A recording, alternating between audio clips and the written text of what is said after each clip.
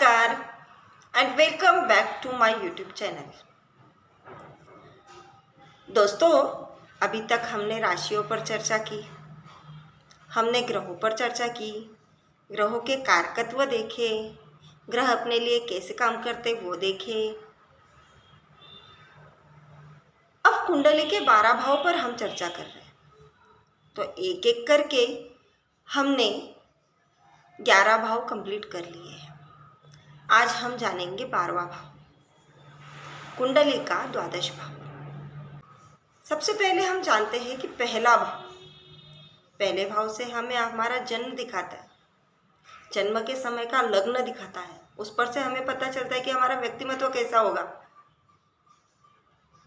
अगर पहला भाव जन्म है तो 8वां भाव हमारी मृत्यु है और 12वां भाव हमारे लिए मुक्ति है। 12वें को हम मुक्ति बोलते हैं। मृत्यु तो सभी की होगी, मुक्ति सभी को प्राप्त नहीं होगी। हमें मुक्ति मिलेगी या नहीं, ये हमारा 12वां भाव हमें दिखाता है। 8वें भाव से हम कोई भी साधना कर सकते हैं।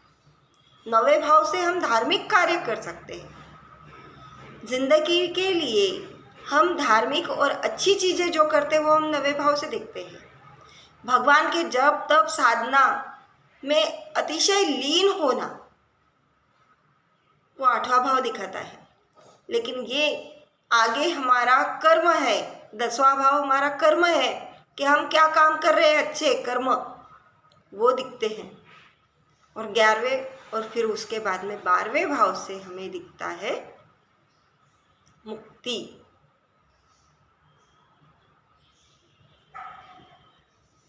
मुक्ति प्राप्त होना इतना आसान नहीं। फिर भी समझ लेते हैं कि अगर 12वें भाव में केतु हो तो व्यक्ति को मुक्ति प्राप्त होगी। केतु का काम ही है मुक्ति दिलाना। वह व्यक्ति अतिशय भाग्यवान होगा जिसे मुक्ति होगी। तो क्या 12वां भाव खाली मुक्ति दिखाता है? नहीं। सबसे पहले 12वां भाव तो विदेश का है। उसके बाद में वो हमारे खर्च का है, वो हमारे इन्वेस्टमेंट का है, वो हॉस्पिटल का है, वो जेल का है, वो अकेलेपन का है। 12वां भाव मुक्ति भी अकेले को ही मिलती है, जेल भी अकेले को मिलती है, हॉस्पिटल में एडमिट हुआ तो भी वो अकेला होगा, विदेश भी जाएगा अकेला है। तो अकेलापन जहां पर आता है वहां पर वो 12वां भाव है।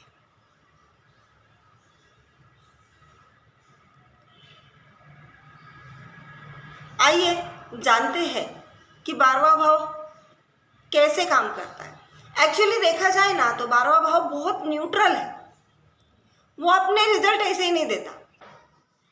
12वां भाव का स्वामी जहां पर बैठा है वहां के रिजल्ट वो देगा, या 12वां भाव का स्वामी जहां पर दृष्टि डाल रहा है वहां के रिजल्ट वो देगा।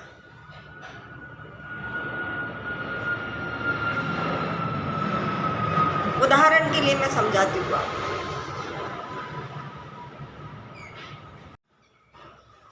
चलिए जानते हैं। ये एक पत्रिका है, मेरी मकर लग्न की पत्रिका मैंने बनाई है। यहाँ पर एक टेंटेटिव मैंने बना दिया है। अब सबसे पहले हम पहला भाव मानते हैं इस भाव को, जो आप अच्छी तरह से ध्यान से देख लीजिए। और ये सब मैंने जो लिखा है ना, ये सारा नोट कर सकते हैं आप, ताकि आपको समझने में बड़ी आसानी होगी। तो ये पहला भाव है जहाँ पर मैंने 10 नंबर लिखा है। आपका कोई भी नंबर होगा, लेकिन वहाँ पर लग्न ल लिखा है मैंने, तो ये लग्न है। और यहाँ से ये पहला भाव, और एंटी क्लॉकवाइज हम जा रहे हैं। ये पहला, दूसरा, तीसरा, चौथा, पाँचवा, छठा, सातवां, आठवां, 9वां, 10वां, 11वां और 12वां। अब मेरा 12वें नंबर पे जो राशि है वो 9 नंबर की राशि आई है। अब मुझे देखना है कि मेरा यहाँ पर 9 नंबर कहाँ पड़ता है। ये यहाँ पर 9 नंबर है मेरा, और उसका राशि स्वामी है गुरु।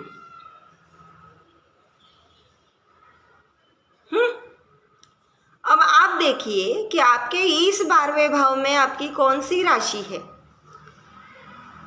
तो उस पर से ये जो चार्ट मैंने दिया है, इस पर से आपको समझ में आएगा कि आपके ये राशि स्वामी कौन सा है और कहाँ पर बैठा है। मैंने देखा मेरा जो राशि स्वामी है, जो 9 नंबर मैंने लिखा है, उसका राशि स्वामी बनता है गुरु, और वो ही मेरा यहाँ पर जहाँ पर मेरा 4 नंबर लिखा है ये सप्तम भाव है, और ये सप्तम भाव में मेरा ये गुरु बैठा है। अब प्रेडिक्शन क्या होगी। 12वें भाव का स्वामी सप्तम भाव में बैठा, ऐसे बहुत सारे प्रेडिक्शन निकलेंगे, लेकिन ये 12वें भाव का स्वामी सप्तम भाव तो हमने क्या देखा कि हमारे पार्टनरशिप का है, हमारी शादी के बाद शादी का है, हमारे पति का है या पत्नी का है, जो भी है, हमारे बिजनेस का है। तो अब हम यहाँ पर प्रेडिक्शन क्या लगाएंगे। 12वें का स्वामी अगर हमारा बिजनेस भाव को देख रहा है तो हमारा जो बिजनेस होगा वो शायद विदेश से होगा, वो शायद हॉस्पिटल को कुछ हम चीज़ें सप्लाई कर रहे हैं तो उसका होगा, या जो कुछ भी है, या हमारा जो पति होगा वो विदेश से रिलेट रखता होगा, हमारी पत्नी होंगी या विदेश से रिलेट रख रही होंगी। ज़रूरी नहीं वो विदेश से हो, लेकिन वो काम के सिलसिले में उनका विदेश से रिलेशन हो सकता है, विदेश उनके पास आ रहा है। ये प्रेडिक्शन बन गई है ना। अब अगर ये 12वें का स्वामी मैंने देखा कि वो ये द्वितीय भाव में बैठा है, क्योंकि ये पहला है जहाँ लग्न है और ये द्वितीय भाव में मैंने बैठा है। अब ये 12वें का स्वामी जब द्वितीय में बैठता है, यहाँ पर अगर बैठा है तो क्या प्रेडिक्शन होगी। ये जो आपका धन भाव है, तो आपका धन कहाँ से आएगा, विदेश से रिलेट करेगा, या नहीं विदेश से रिलेट किया तो इन्वेस्टमेंट जो आप 12वें भाव में करेंगे, खर्च जो होता है आपका इन्वेस्टमेंट करने में, उस खर्च से, उस इन्वेस्टमेंट से आप धन कमाएंगे। ये प्रेडिक्शन बनती है। या फिर आप विदेश जाएंगे तो आप आपकी फैमिली के साथ में विदेश जाएंगे, क्योंकि ये दूसरा भाव फैमिली भी है। अब ये 12वें का स्वामी अगर चतुर्थ भाव से रिलेट कर गया, ये जो कुंडली का चौथा भाव है, 1 2 3 4 चौथा भाव है, अगर ये इससे रिलेट कर गया तो चौथे भाव में 12वें भाव का अगर स्वामी है तो सबसे पहले वो 12वां भाव अकेलापन है, चौथा भाव आपका खुद का घर है, आपका रहने का ठिकाना है, आपकी माता है, आपका सुख है, उसमें वो अकेलापन ला देगा। व्यक्ति अपने घर में नहीं रहेगा, वो विदेश चला जाएगा, विदेश चला जाएगा, अपनी माता से दूर चला जाएगा, अपने जो सुख है, अपना परिवार है, अपना सब कुछ छोड़ के वो जाएगा, दूसरी जगह रहेगा। और जब तक अगर वो गया नहीं तो उसको सुख नहीं मिलेगा। अब ये चौथे से रिलेट किया, अब ये 5वें से अगर मैं रिलेट करूँ तो 5वें से अगर मैं रिलेट कर रही हूँ, 12वें का स्वामी अगर पंचम में है तो ये पंचम तो आपकी संतान है, ये संतान और विदेश का रिलेशन बन रहा है, तो संतान विदेश में जा सकती है। या आपका एजुकेशन भी है तो आपका एजुकेशन विदेश से रिलेटेड होगा, विदेश में जाके होगा, नहीं तो विदेश का कोई कोर्स आप यहाँ पर बैठ के भी कर रहे होंगे। यही 12वें का स्वामी अगर ये 9वें भाव से जुड़ गया, 9वें भाव से, अब 9वां भाव तो हमने देखा था कि ये दूर दूर की यात्राओं का है, तो व्यक्ति विदेश के लिए दूर दूर की यात्राएं करते रहेगा हमेशा। फिर हमने देखा था कि ये 9वां भाव तो हमारे भाग्य का भी है, तो व्यक्ति के भाग्य में तो विदेश लिखा है। जब तक व्यक्ति विदेश नहीं जाएगी तब तक उसका भाग्य का उदय ही नहीं होगा। अगर ये 9वां भाव, ये जो 12वां भाव है, ये 10वें भाव से रिलेट कर गया तो व्यक्ति का काम विदेश से रिलेटेड होगा, नहीं तो व्यक्ति काम के लिए विदेश चला जाएगा। तो हमने देखा 12वां भाव हमारे लिए क्या काम करता है, वो तो न्यूट्रल है, वो जिस भाव के साथ जुड़ेगा उसका कार्य वो करता है। उस काम में वो अकेलापन लाता है या वो विदेश से जुड़ाता है। तो 12वां भाव तो न्यूट्रल हो गया। अब अगर मैंने देखा दूसरे भाव में तो वो इन्वेस्टमेंट करने को बोल रहा है, चौथे भाव में वो विदेश जाने को बोल रहा है, उधर रहने को बोल रहा है, वहाँ व्यक्ति का घर भी वो उधर हो सकता है। 5वें भाव में विदेश से एजुकेशन को जुड़ा रहा है, 7वें भाव में पति पत्नी को उधर से जुड़ा रहा है, बिजनेस को जुड़ा रहा है, 10वें भाव से काम जुड़ा रहा है, 9वें भाव से वो भाग्य को जुड़ा रहा है। तो 12वां भाव जिस भाव से जुड़ रहा है उस भाव से रिलेट करेगा विदेश, अकेलापन। इसीलिए 12वां भाव भी अपने लिए बहुत महत्वपूर्ण कार्य कर रहा है। अब पॉजिटिव वे में ले तो इतना सब कुछ दिख गया आपको।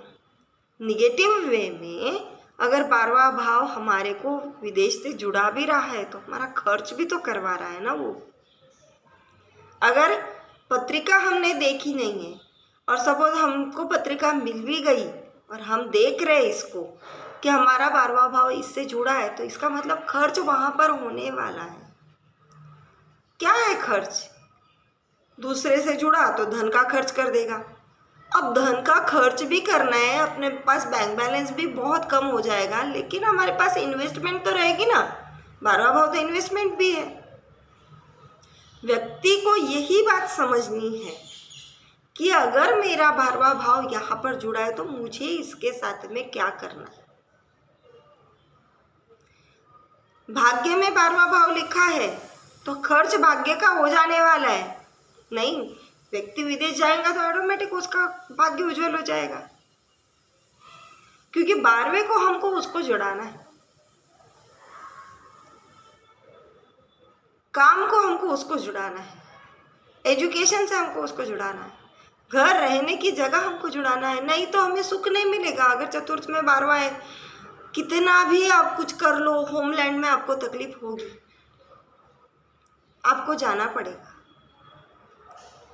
तो ये कुछ छोटी छोटी बातें हैं, हमको पॉजिटिव और नेगेटिव दोनों बातों पर ध्यान देना पड़ेगा इसमें, तभी व्यक्ति सही तरीके से धन अर्जन कर पाएगा, सही तरीके से अपना लिविंग स्टैंडर्ड रखेगा, सही तरीके से अपना काम कर पाएगा। बहुत सारी बातें होती है। पत्रिका देखना इसीलिए ज़्यादा अनिवार्य हो जाता है कि अगर हमारा ग्रह हमें इधर की इजाज़त नहीं देता रहने की, तो हमें बाहर तो जाना पड़ेगा ना। हम वहीं पर चिपक के रह गए तो हमारा ग्रोथ नहीं होगा। यही तो कारण है पत्रिका देखने का। ज्योतिषियों के पास में अगर लोग जाते हैं तो पहला सवाल तो ये पूछते हैं कि हमारा काम क्या होगा, हमें धन अर्जन होगा नहीं होगा, पैसा रहेगा नहीं रहेगा, टिकेगा नहीं टिकेगा, शादी होगी तो कैसे होगी, कहाँ पर होगी, किस तरह के लोगों के साथ होगी। यही तो छोटे मोटे सवाल होते हैं ज्योतिषियों के पास में। अब एक एक भाव को एक एक भाव के साथ जुड़ा के हम आगे देखने ही वाले हैं, लेकिन ये जो 12वां भाव है बहुत कुछ कहता है हमें। आशा करती हूँ आज का वीडियो आपको ज़रूर अच्छा लगा होगा और पसंद आए तो लाइक और सब्सक्राइब ज़रूर करना।